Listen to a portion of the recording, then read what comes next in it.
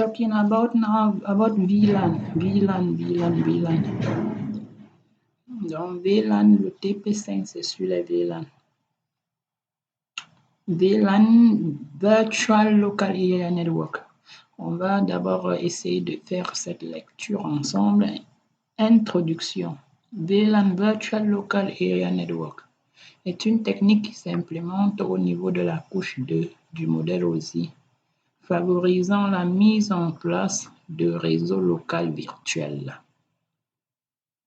Donc, cette technique, c'est sur la couche 2, la couche liaison de données permettant d'implémenter les réseaux locaux virtuels.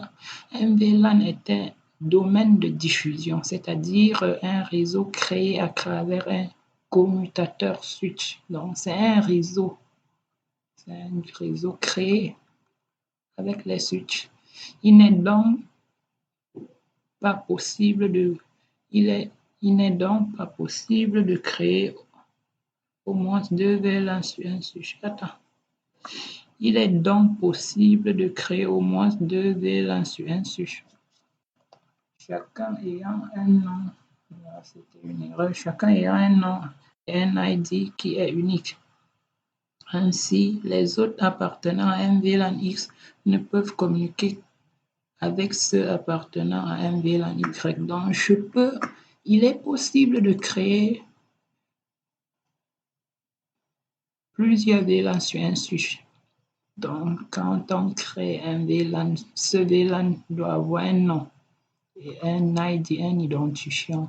Donc, les équipements ou les ordinateurs d'un VLAN ne peuvent pas, par défaut, communiquer avec ceux d'un autre VLAN. Ça, c'est impossible. La norme 802.1 qui implémente la notion de crank, qui permet au switch d'encapsuler les crans de divers VLAN. Donc, avec cette norme-là, les ports de switch peuvent faire passer les paquets venant de n'importe quel VLAN. Un port cran est donc un port qui laisse passer les crans de plusieurs VLAN spécifiés. Il est possible de créer un port cran et de spécifier les VLAN autorisés. Oui, c'est-à-dire je crée un port cran, je dis que ce port ne peut laisser que passer les VLAN, le VLAN 1 et 2 ou et 3 par exemple. Je l'interdis de gérer les crans des autres VLAN. Ces VLAN sont ceux qui vont être encapsulés par ce port et les autres seront bloqués. Voilà. Le niveau 2 permet de créer les VLAN, mais la communication inter-VLAN, encore appelée routage inter-VLAN, s'effectue au niveau de la couche 3 via les adresses IP. Donc, on crée des VLAN d'abord. Différents VLAN pouvant se communiquer au niveau de la couche 2. Pour permettre la communication entre les machines de ces différents VLAN, il va falloir augmenter le niveau, aller au niveau 3, à la couche 3 du modèle OSI, qui est la couche réseau, pour permettre le routage inter-VLAN. Le VLAN 1 par défaut est le VLAN natif, utilisé pour administrer le switch à distance. Tous les ports par défaut font partie du VLAN natif. Il est possible de modifier le numéro du VLAN natif. Pour l'administration du switch, on attribue le plus souvent une adresse à l'interface du VLAN à administrer. Le VLAN dans tout switch, par défaut, le switch contient tous les ports du switch sont dans un VLAN qu'on appelle VLAN natif, qui est par défaut le VLAN 1.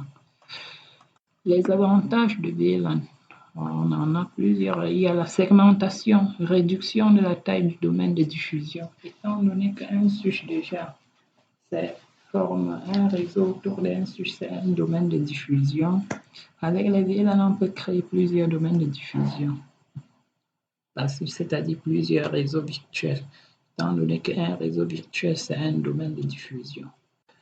Optimise l'utilisation de la bande passante. Oui, de ce fait, utilise parce que ça limite l'écran ARP par groupe. parce que ça les aide, ça a divisé ça en plusieurs groupes, ce qui fait que dans l'ensemble, ça optimise la bande passante. Flexibilité. L'ajout d'un poste dans un VLAN donné est indépendant de son emplacement physique. Oui, j'ai un VLAN, une machine, je peux créer dans mon réseau, peut-être je suis sur l'immeuble de l'entreprise à peut-être 5 étages.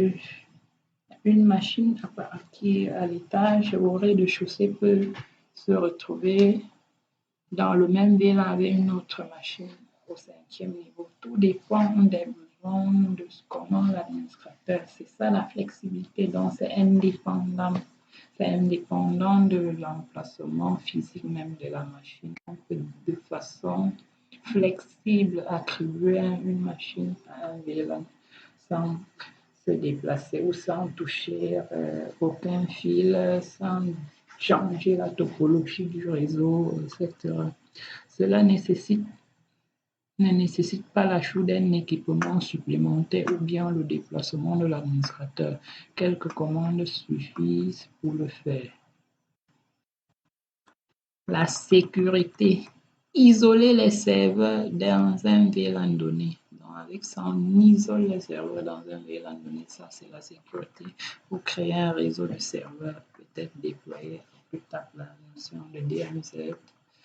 Segmenter selon les services du réseau. Un poste du service comptable ne peut communiquer avec un autre du service informatique. Ça, c'est la sécurité segmentation. Voilà un peu ça. Je peux décider que ici, on a la flexibilité. Si par exemple, là, c'est un VLAN, je dis là, sont les VLAN 10, 20 et 30. Ces 6 étant dans le même VLAN, on constate que ça, l'équipement, si c'est au premier niveau, deuxième niveau, troisième, mais ils sont dans le même VLAN, ils se voient, ils peuvent communiquer, mais ceux-ci qui sont au même niveau ne peuvent pas communiquer parce qu'ils sont dans différents VLAN. C'est ça la flexibilité. C'est l'administrateur qui sait jouer comme il veut. Ici, on aura les différents cranks. Le crank, c'est la liaison entre deux switches. Ça, il faut avoir des ports crank là partout pour permettre à ce que celui-ci communique avec les autres machines du même VLAN. Donc, c'est un peu ça, la flexibilité ici. Configuration, exercice soit le schéma représentatif de l'architecture du réseau à configurer ci-dessous. Représenter là sur l'interface de travail de Packet Tracer already done. Voilà, ça, c'est fait. Donner les adresses IP au PC. Bon, je vais le faire, les adresses au PC. De façon optionnelle, je vais donner. Étant donné qu'il faut préciser que voici l'adresse réseau 10 10 10 0/24. On va le faire selon cette adresse réseau 10 10 10 point, point 5. Slash 24, ça veut dire que c'est le masque de classe C. Ce n'est pas son masque par défaut. Je ferme. 10 10 10 10.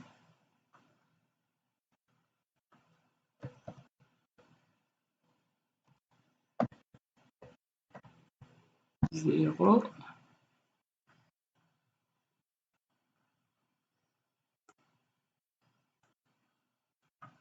10 10 10 15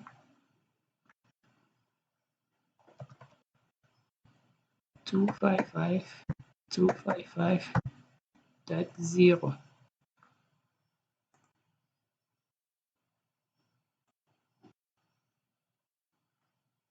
Then that and that and that 20. 255, 255, 0. Là, c'est bon. Tester, bon, le ping, c'est qui est sûr, ça va marcher. Ça va marcher. Ils sont tous dans un même réseau, ça va fonctionner. Tout fonctionne. Que ce soit les machines d'ici, de là, ça marche.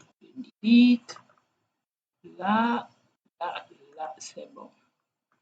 Là, là, là, c'est bon. Successful. That's good. Maintenant, créer deux VLAN, VLAN 10 nommé V10 et VLAN 20 nommé V20.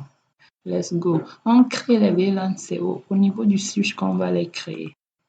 Allons-y, commande CLI, enable en mode configuration globale. Allons-y, VLAN 10. Donc, mes VLAN et on tape le numéro de VLAN. Ensuite, name pour donner le nom. Le nom c'est V10. C'est bon. Je fais exit pour sortir. Après, je crée le VLAN 20 maintenant. Name V20. C'est bon. And, comme j'ai créé les deux VLAN, je sors et j'enregistre. C'est bon, les deux VLAN sont créés. Les deux VLAN sont créés. Je peux quand même voir si ces VLAN sont effectivement créés. Je tape la commande show VLAN. La commande show VLAN. Voilà, VLAN 10, VLAN 20. Je le rappelle, c'est la commande show VLAN. La voici, c'est pour voir les VLAN créés. Show VLAN. Voilà mes deux VLAN 10, V10, 20, V20 qui sont actifs. Ajouter les autres au VLAN PC0 et PC2 au VLAN 10. Donc les deux 6 appartiennent au VLAN 10. Les commandes. Toujours en mode configuration globale. Maintenant, pour ajouter le PC0, je vais l'ajouter au PC10. Pour le faire, il faut déjà savoir le PC0 est connecté sur le switch à travers quelle interface du switch. Je constate que c'est le face Ethernet 01. Donc, c'est son interface face Ethernet 01 qui le connecte au switch. Donc, je vais mettre l'interface 01 dans le VLAN 10, ce qui signifie que le PC0 sera dans le VLAN 10. Je vais y aller, je tape interface, la commande interface face Ethernet 0/1. Ça, c'est l'interface face Ethernet 0/1. Je l'ajoute. Première commande, switch port mode access. Donc, voilà la commande switch port mode access. Donc, pour le mettre en mode access d'abord, après switch port access VLAN 10 pour dire que le port là sera dans le VLAN 10. C'est bon, ça a été fait. And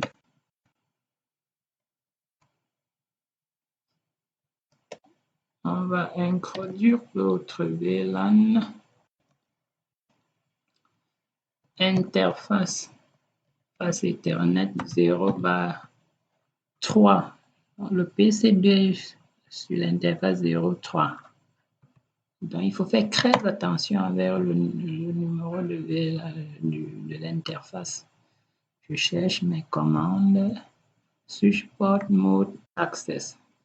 Switch port access VLAN 10. C'est bon. Maintenant, on me dit que les deux autres ci doivent être dans le VLAN 20, PC1 et PC3. On vérifie. Doivent être dans le VLAN 20. PC1 est sur l'interface 02. 02. Exit. Interface face Ethernet 02. Switch port mode access. Switch port access VLAN 20 cette fois-ci 20. Je sors, exit pour sortir de ce mode. Après, je tape interface 04 pour l'autre VLAN. Switch port mode access. Switch port access VLAN 20 20. C'est bon. Je peux enregistrer avec la commande write memory pour enregistrer les configurations de la running config à la startup config, étant donné que la running config contient, c'est dans la RAM du iOS. Donc, si on n'enregistre pas ça dans la startup config qui est dans la NVRAM, qui est une mémoire permanente, qui n'est pas... On risque de ne plus avoir des informations après le démarrage de la machine. Donc, ça a été fait. Utilisez la commande ping pour tester la connectivité entre PC02 et PC01. Bon, PC02, voici, je prends là, voici ma part de ping, hein, on ne part pas loin. PC02 là, ça marche, successful. Il faut bien regarder ici. Quand c'est successful, ça veut dire que ça marche. C'est bon. Ça a pris. Maintenant, est-ce qu'il y a l'autre question? Utilisez la commande ping, donc cette fois-ci entre PC3 et PC2. Où est PC3? Le voici PC2. Je fais ça. 2, 3.